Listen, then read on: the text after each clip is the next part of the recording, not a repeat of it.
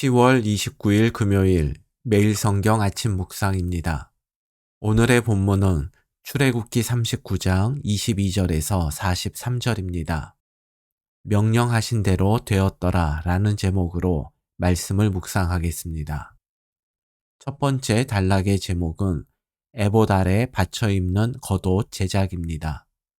대제사장의 예복 가운데 에봇과 흉패에 이어서 에봇에 받쳐 입는 긴 겉옷과 반포 속옷, 그리고 관에 부착하는 패와 속바지 제작에 관한 말씀이 나옵니다. 지난 10월 8일 출애굽기 28장에서 겉옷에 관한 말씀을 살펴보았습니다.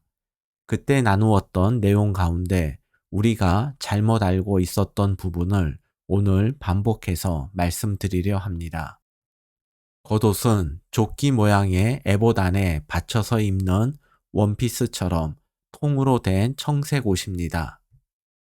겉옷의 특징은 아랫단에 석류를 수놓고 수놓은 석류 사이에 금방울을 교대로 다른 것입니다. 그래서 대제사장이 걸을 때마다 방울 소리가 났습니다. 예전에는 금방울을 지성소에 들어간 대제사장의 생존 여부를 판단하는 용도로 사용했다고 생각했습니다. 방울 소리가 들리면 지성소에 들어간 대제사장이 살아있는 것이고, 방울 소리가 나지 않으면 대제사장이 규정을 어기거나 온전하지 못한 모습으로 지성소에 들어갔기 때문에 죽은 것으로 판단했습니다. 그런데 대제사장이 지성소에 들어갈 때는 화려한 대제사장 예복을 입지 않았습니다. 레위기 16장 23절에서 24절입니다. 아론은 회막에 들어가서 지성소에 들어갈 때에 입었던 세마포 옷을 벗어 거기 두고 거룩한 곳에서 물로 그의 몸을 씻고 자기 옷을 입고 나와서 자기의 번제와 백성의 번제를 드려 자기와 백성을 위하여 속죄하고, 대제사장은 지성소에 들어갈 때에는 일반 제사장처럼 세마포 속옷과 속바지를 입었습니다. 즉 대제사장은 금방울이 달린 청색 겉옷을 입지 않고 지성소에 들어갔기 때문에 지성소에서는 방울 소리가 나지 않았습니다. 금방울의 용도에 대해서 추측할 수 있는 단서가 출애굽기 28장 35절에 나옵니다. 아론이 입고 여호와를 섬기러 성소에 들어갈 때와 성소에서 나올 때에 그 소리가 들릴 것이라. 그리하면 그가 죽지 아니하리라. 그 소리가 들릴 것이라. 그리하면 그가 죽지 아니하리라. 우리는 방울 소리가 나지 않으면 대제사장이 죽은 것이라고 생각했는데, 성경은 방울 소리가 나면 죽지 않을 것이라고 말씀합니다. 같은 말씀 같지만 전혀 다른 의미입니다. 성경은 방울 소리가 대제사장이 죽지 않도록 보호한다란 뜻입니다. 이것은 무슨 의미일까요? 대제사장이 예복을 입고 성소, 지성소가 아니라 성소에 들어가서 움직일 때마다 방울 소리가 납니다.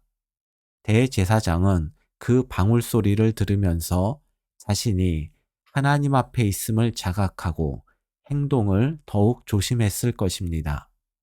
즉 방울 소리는 대제사장이 하나님 앞에서 방종하지 않도록 영적으로 깨어 있게 했습니다. 그래서 방울 소리가 대제사장을 죽지 않도록 보호한다고 말씀하신 것입니다. 우리가 매일 묵상하는 하나님 말씀도 우리를 영적으로 깨어 있게 하는 방울이라 생각합니다.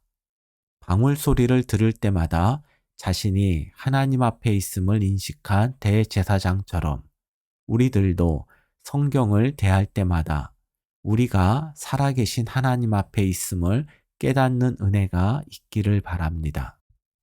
두 번째 단락의 제목은 일반 제사장 예복과 거룩한 패 제작입니다.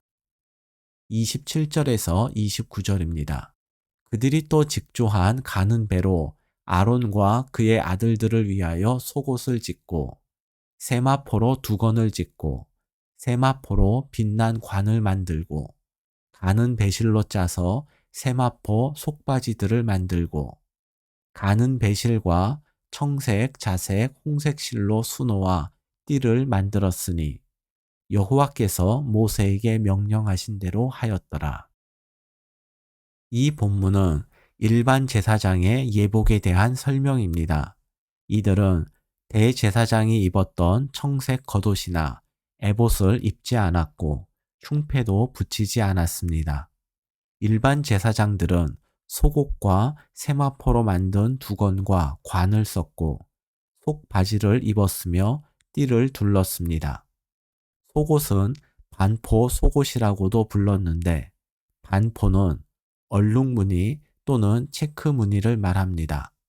그리고 속옷은 우리가 생각하는 속옷이 아니라 제사장의 기본 복장이기 때문에 반포 예복이라 부르는 것이 적절합니다. 30절과 31절입니다. 그들이 또 순금으로 거룩한 패를 만들고 도장을 새김같이 그 위에 여호와께 성결이라 새기고 그 패를 청색끈으로 관 전면에 달았으니 여호와께서 모세에게 명령하신 대로 하였더라. 순금으로 만든 패는 대제사장 관 전면에 부착했습니다. 이 패에는 여호와께 성결이란 글자를 새겼습니다. 성결은 곧 거룩입니다. 여호와께 성결, 여호와께 거룩이란 글귀를 새긴 패를 머리에 쓰는 관 전면에 부착했다란 것은 이 패가 제사장의 이름표 또는 정체성을 가리킨다고 볼 수 있습니다. 거룩하신 여호와께 나아가는 제사장은 누구보다 성결하고 거룩해야 합니다. 성도는 이 시대의 왕 같은 제사장입니다. 즉 우리의 이름표, 우리의 정체성 역시 성결, 곧 거룩입니다. 그런데 이마에 패를 붙인다고 해서 성결하고 거룩해지는 것이 아닙니다. 이름과 정체성에 걸맞는 삶이 뒷받침되어야 합니다. 제사장의 관 전면에 거룩한 패를 부착했듯이 오늘 우리의 가슴에도 여호와 앞에서 거룩한 사람이라는 이름표가 있음을 잊지 맙시다. 그리고 그 이름에 걸맞는 정직하고 성실하며 주님과 말씀을 따르는 거룩한 삶을 위해 노력하며 기도합시다. 세 번째 단락의 제목은 모든 작업을 완료함입니다. 32절과 33절 상반절을 보겠습니다.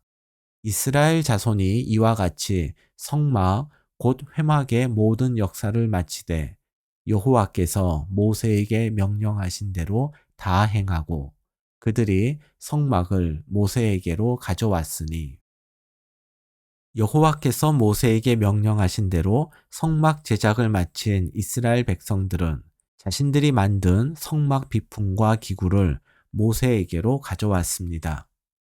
33절에서 41절에 기록된 제작 물품의 이름은 단순히 물품 목록이 아니라 하나님의 말씀에 백성들이 온전히 순종한 결과물입니다. 백성들이 만든 것들의 이름이 빠짐없이 기록된 것처럼 하나님 말씀에 순종한 우리의 수고와 헌신도 하나님께서는 빠짐없이 기억하실 것입니다. 제사장 예복과 성막 제작 최종 보고서에는 여호와께서 모세에게 명령하신 대로 하였더라 라는 말씀이 반복해서 나옵니다. 이 구절에 관한 매일 성경의 해설을 인용함으로써 출애굽기 묵상 나눔을 마치도록 하겠습니다. 여호와께서 모세에게 명하신 대로 하였더라 라는 표현이 제사장 옷을 만드는 데만 7번 나오고 성막의 부품과 비품 제작을 마치고 검사하는 데에서도 2번 나옵니다. 순종 없는 거룩은 없습니다. 내 감정과 의지와 생각이 하나님께 사로잡혀 그분의 뜻이 내 뜻이 되고 그분의 소망이 내 기도가 될 때 하나님이 인정하시는 거룩한 삶을 살 수 있습니다. 하나님의 제사장으로서 내가 하나님이 거하시는 성막으로서 우리 공동체가 할 첫째 일은 명하신 대로 행하는 순종입니다. 오늘의 말씀 요약입니다. 하나님 말씀만이 잠자는 우리 영혼을 깨우고 어두운 세상에서 우리의 발걸음을 지키고 인도합니다. 오늘 우리의 가슴에도 여호와 앞에서 거룩한 사람이라는 이름표가 있음을 기억하며 그 이름에 걸맞는 삶을 위해 기도하고 노력합시다. 내 감정과 의지와 생각이 하나님께 사로잡혀 그분의 뜻이 내 뜻이 되고 그분의 소망이 내 기도가 될 때 거룩한 삶을 살 수 있습니다. 오늘의 한 줄 기도입니다. 하나님 말씀을 따르는 수고와 헌신으로 우리에게 주어진 하루를 살아가게 하소서.